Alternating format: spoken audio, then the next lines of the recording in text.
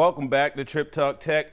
We have another super dope show for y'all today. We got it lined up. We're going to be talking technology. We're going to be talking coaching at the Division I level. We're also going to be talking sports parents and the psychology of it all with our honored guest, my guy. Please help me welcome to the show, ACU men's head basketball coach, Brette, man. Welcome to the show. I appreciate it, man. Glad to be a part of it.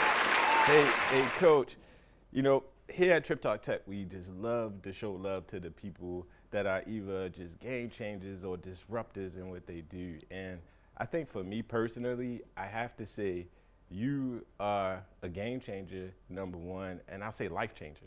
And life changer from the fact I personally had my son in your custody for 4 years, and I think during that time, you kept it the same.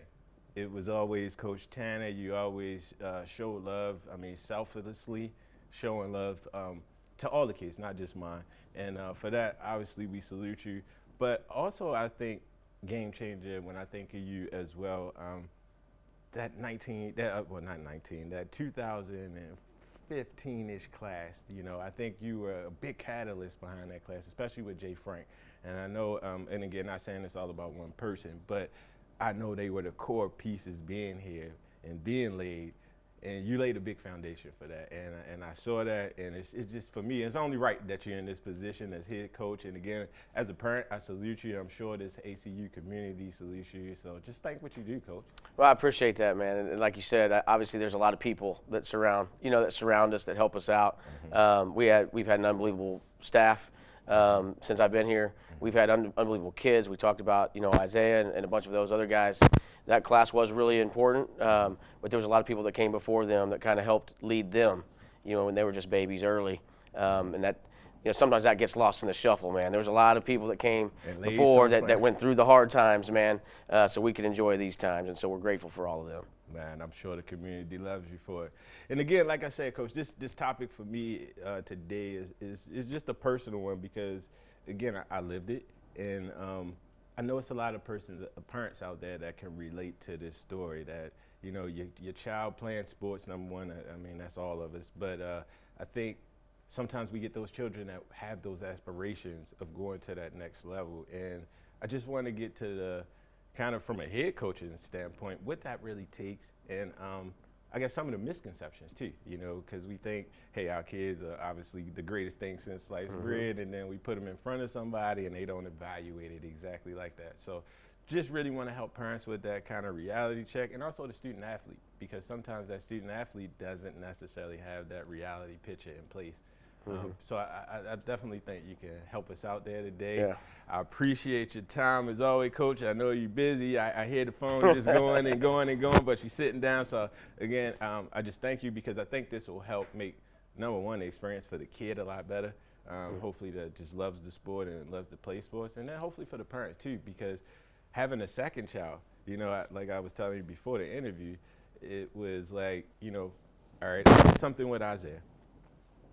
It worked, I guess, but it was some emotional fallout from that. And I really want to kind of, hey, the second time around, see if we can find some better balance in there with the kids. And again, I know you got some kids playing sports, so we'll have fun talking about this topic. Yeah, absolutely. So, first season as ACU's head men's basketball coach, it's done. It's in the books. You went 25-11, had a great season, semifinals of the CBI, so not like you missed really a beat this year. You got a lot going on. You got the rebuilds. You got the Moody Coliseum getting done. Again, you're the new coach. You're trying to figure this system out. You're trying to figure things out. From a mental health perspective, how do you deal with all of these balls in the air? You got to surround yourself with really good people. I think nobody can do this on their own. Personally, obviously, I lean on my faith a lot. I think that's really helped me. I've been pretty open with my players about some things that I went through, anxiety-wise and mental health-wise.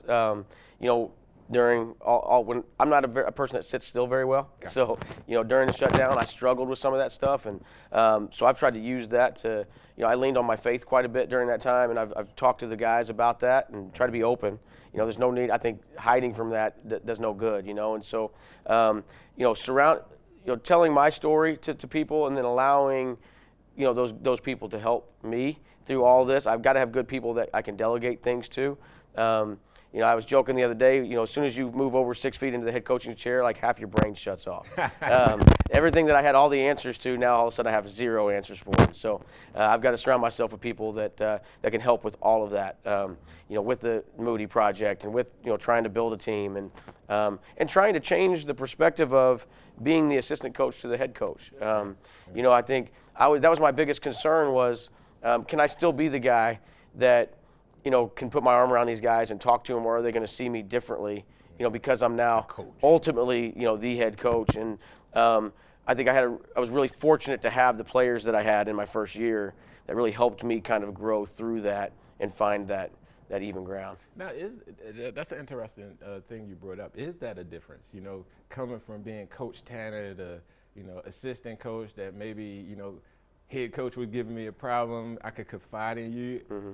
Is that role still the same, or is it really a thing where the student or the student athlete is like, I can't go across that line? It's a little different, and because you build this trust with these guys, and we talk a lot about, we're intentional about building relationships, and so we do that, and a head coach's relationship is different than an assistant, and even there was assistants that had different relationships with guys than I did, but there's things those guys would tell me and confide in me that as a head coach, sometimes I don't want them to tell me that, and so finding that balance was kind of hard early.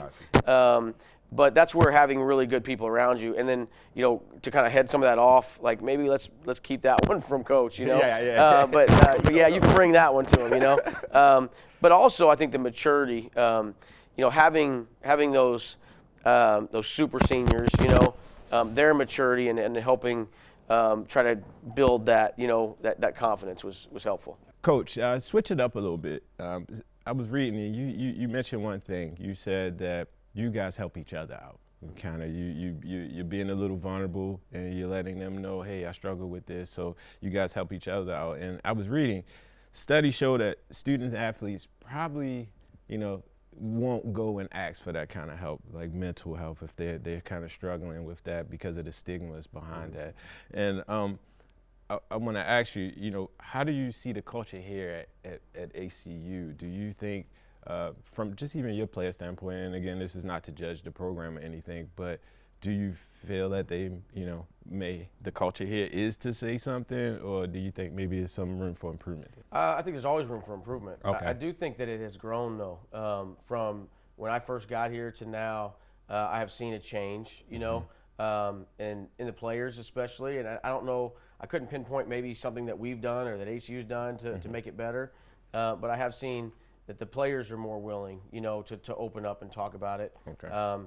And I know we've, in our team retreat early in the year, this past year, for the first time, we had a couple players mention mental health. Good. You always talk about commitments and sacrifices and things we're going to do for the season, and a couple of the commitments, more than one, was to work on their mental health. Wow. And that was what sparked me, I guess, when at the moment when I heard that, I felt like, okay, I'm going to tell these guys about my story and where I've been, and because I had somebody help me, and I grew up in a family that it wasn't, I love my family, but it was a military family, and this is how you are, and so I didn't feel vulnerable enough really to talk, and when I finally did talk to somebody, it helped, and so I felt like I needed to make them feel more comfortable, and we talked about it throughout the year.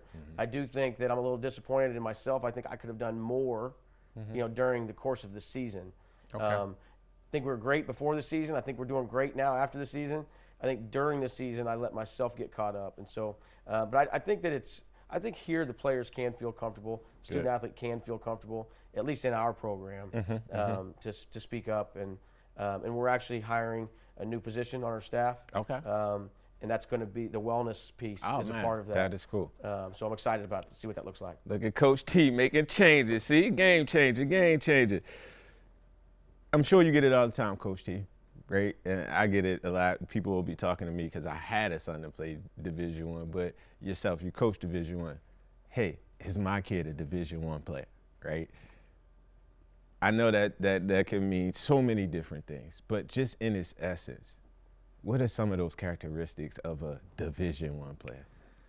Well, we're all different, right? You could ask one coach something now, and he'll give you a different answer than the other coach later. True. But to me, to me, toughness is a talent, and I think the difference between Division I was a Division II player, right? And that was a physical talent issue. Division II was my level, but toughness is a talent, and I think the biggest thing is at this level, Division I, is you have to find out is a kid tough enough mentally, physically, to go through the grind of a Division I program.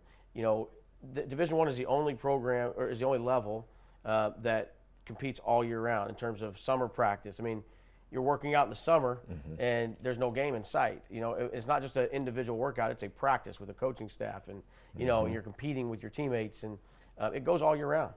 And it's also the only sport where you can become ineligible halfway through the middle of the season.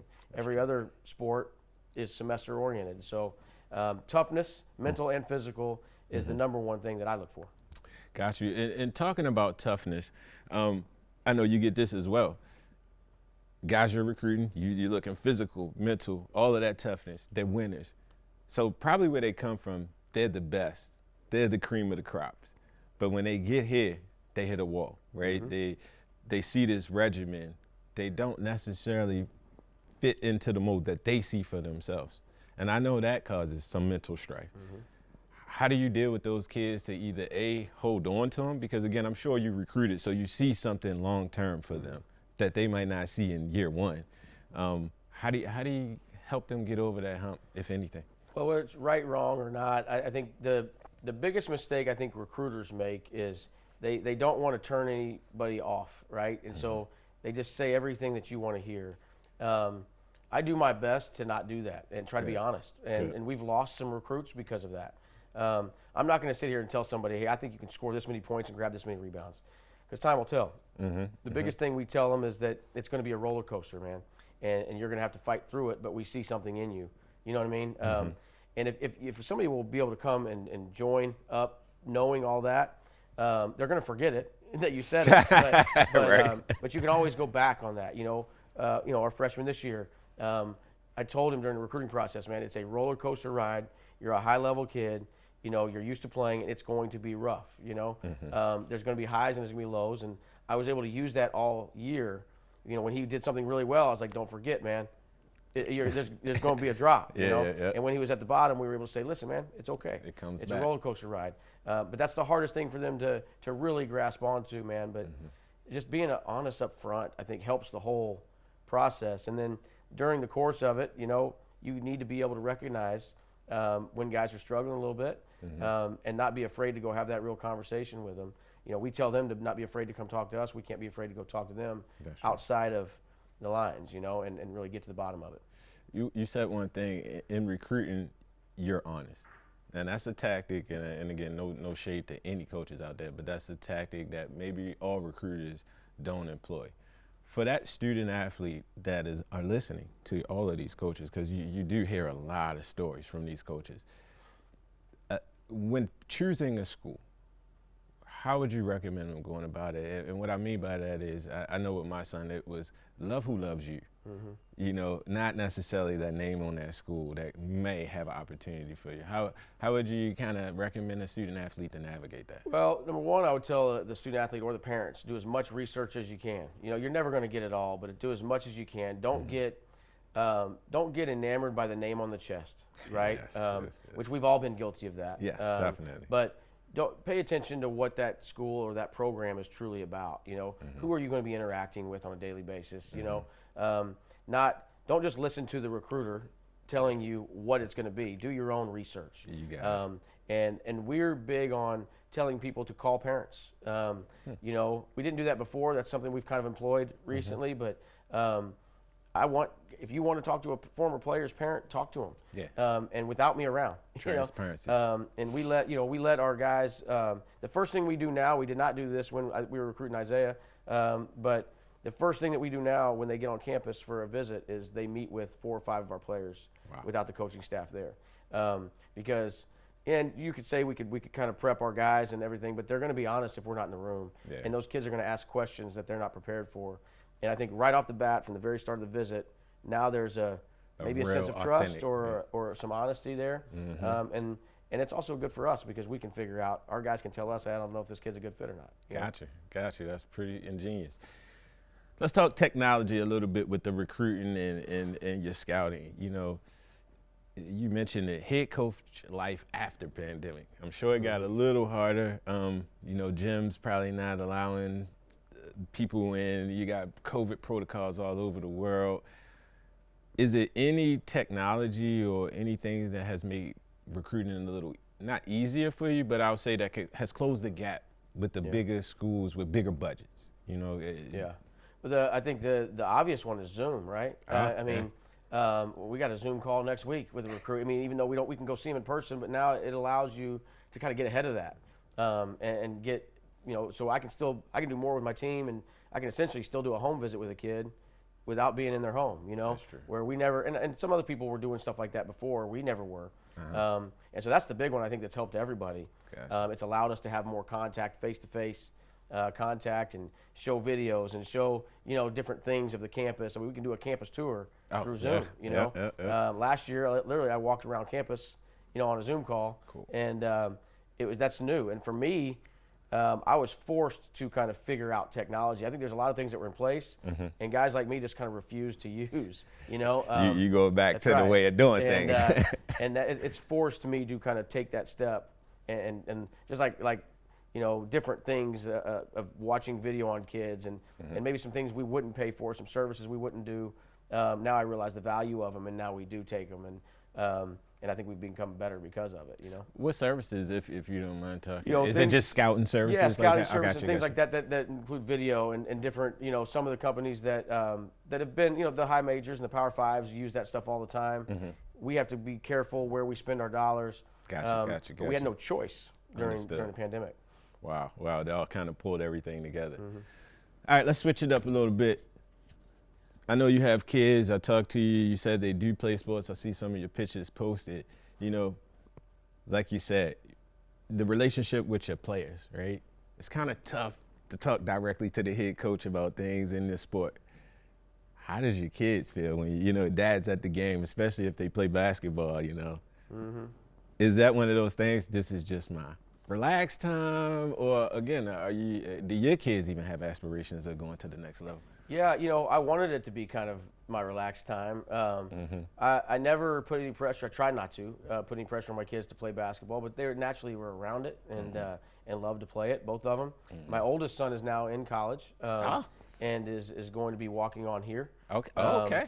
And so that's going to be a different dynamic. We'll see how that works. But my younger one's a junior in high school, but I do feel like when I was there, because the one regret I had was because of my job. Sometimes I felt like I almost had better relationships with my players than my own kids, and I didn't get to go see them play. I was at my own practice or my own game instead of theirs more often than not, and so I always felt a little guilty for that. And so I think when I did show up, there was a little undue pressure, you know, it wasn't intentional, but they felt it, and I could notice it, and I tried my best to not do that, and even to the point where this last year I started watching from outside the gym. And I could just watch the doors because I was afraid if they saw me come in, that he would get, you know, nervous. And I felt he played better because he always was playing better when I wasn't there. And so we kind of tested that theory out. I think it's right, but and I hate that, you know, that pressure's there. But I am excited that I get to, you know, coach one of my sons at least right now as a walk-on here at ACU. Pretty cool. I didn't get to coach Little League and all that stuff, and where a lot of my friends did, and so selfishly I'm kind of. It's a little different. There's a little pressure on this one, but I'm excited to give it a shot. No, that's cool. And you mentioned, and I had this down, being a head coach, right? I know it requires you not to be home a lot. You're traveling. And like you said, Division I, you're traveling pretty much, or you're doing something all year long. You know, you're making sacrifices, and like you said, that just dealing with that, trying to, like you said, you're feeling a little guilty, like I'm not home, but I might have more probably one-on-one time with another kid than my own. Again, can you share with us how you deal with that balance? Or I struggled with that. I wish I had the answer for that. You know, I did start talking to other people that I felt like did have that balance, and like, how do you do this? Because, you know, I'm watching friends of mine that they're you know, doing well, and I'm like, they don't do that, or they they didn't have they were from a split family, and I didn't want that. I wanted to be present if I could. And the best thing for me that ever happened was I connected with Joe Golding. Cool. Because the biggest thing that he would tell me is he would come in and tell me go home, or I would say, hey, I'm going to Dallas, or I'm doing this, or I'm doing that. He said, you don't need to this weekend. Your son's got a game, and that's where a lot of people don't see that dynamic of mine and his relationship. But that was a big reason why I came here in the first place, was I could feel myself. I had to make a change personally in order for my family to stay strong and for me to continue to do what I love to do. And so I knew I had to come work for somebody like Joe, and I was thankful that I did. That's cool, man. Now, if we think about it, when this is all said and done, you're from Kansas, you've been doing this for a while, like you said, basketball is your passion. What do you want to leave with this game? That's a good question, man. I mean, I think for me, that you can do it right. That you can have real relationships with kids and still be successful. You can yell and cuss and spit at a kid, and he can still come into your office and tell you about the problems he's having back at home. And I think there's a lot of people that think that you can't do one with the other, and I hope that I'm somebody that can show that you can do that. You can have real relationships and coach really hard, and that you can recruit good kids. You don't need 6'11", can jump out of the gym. You can have 6'1", 5'10" guys that play hard, fly all over the place, and beat those other people. That toughness is a talent. It is. And so those, that's kind of my hope anyway as a coach. Toughness is a talent. We're gonna definitely use that one for your moniker. So again, if I look back at your career, you played some ball in college, you've coached, obviously, head coach now. So, and you said this, you actually said it was your passion, basketball. How do you feel basketball has tied in your overall life purpose? And it's everything. I mean, I get to be a counselor. I get to be, I get to dive in. And I wouldn't have told you this, I don't think, 20 years ago when I started this, but God works in crazy ways, man. Yes. And he's just kind of led me to really care about the relationships that I've built. And I absolutely love basketball. I would do it for free. People say that all the time. I really would. I did for a while. Correction, I've done that one, right? I've proven it. And so, but the fact that I get to build real relationships with these guys, that I care. I've done this long enough now that, guys have kids of their own, they have, one of them is right. They have, and as they get 10 years away, 15 years away, and them reaching out to me and talking about the impact that I had, it goes back to doing it right, that maybe I wasn't the most popular person in their life when they were with me, but now that they're removed from it all, they're thankful. That's where it's impacted me and helped me, and kind of started to drive me in maybe a different direction with the game than just trying to win basketball games. Yeah. Got you. 2 more questions, and we're going to let you go, Coach. What's up next for the Wildcats? I see Moody is coming along, looking very, very, very good. You're winning, so I'm guessing you're going to build off of that. What's next? We got to keep winning. People forget really quick, man. If you don't win, they'll forget about what we've been doing. But I'm excited about the facility. It's going to be awesome. And this, I tell people all the time, this is the house that the players built. And we don't just talk about Reggie and Corian and Makai and the guys that are graduating now. It's Isaiah Tripp. It's Parker Wentz. It's Riley Payne. It's all these people that came before when we didn't have. When we didn't have postseason play, we didn't have people coming to the games, and they built this, and so that facility is going to be one of the best facilities in college basketball, mid-major basketball, and so we're excited about that.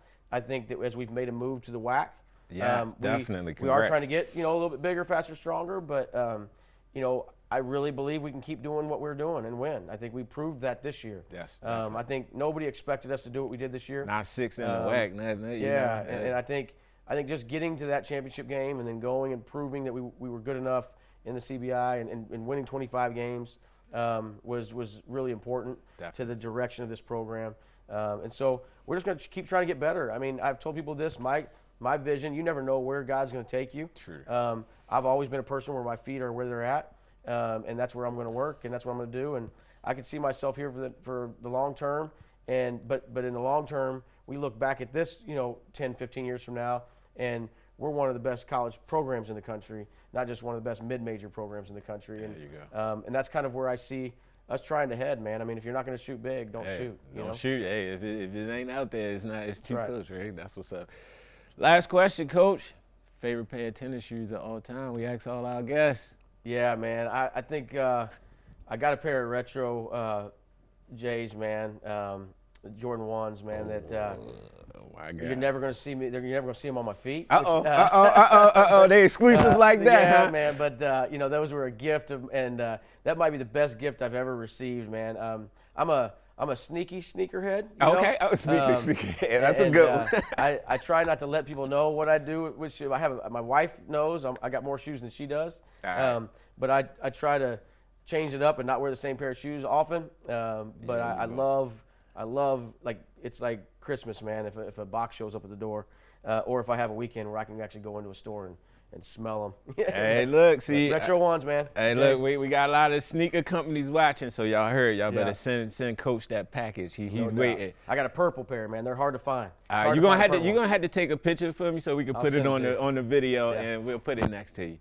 But Coach, I want to thank you, man. Congratulations. Really, I wanted this time just to talk to you face to face anyway. Even if we didn't do the interview, just thank you, man, and just thank you for what you've done, really. And I think, like you said, Isaiah's one of those players, right? He's one of those players that probably in it didn't really get exactly the impact, but removed from it, we taught Coach T in these lessons all the time. So again, from the bottom of my heart, thank you, man, and just appreciate all you do. No, thank you, man.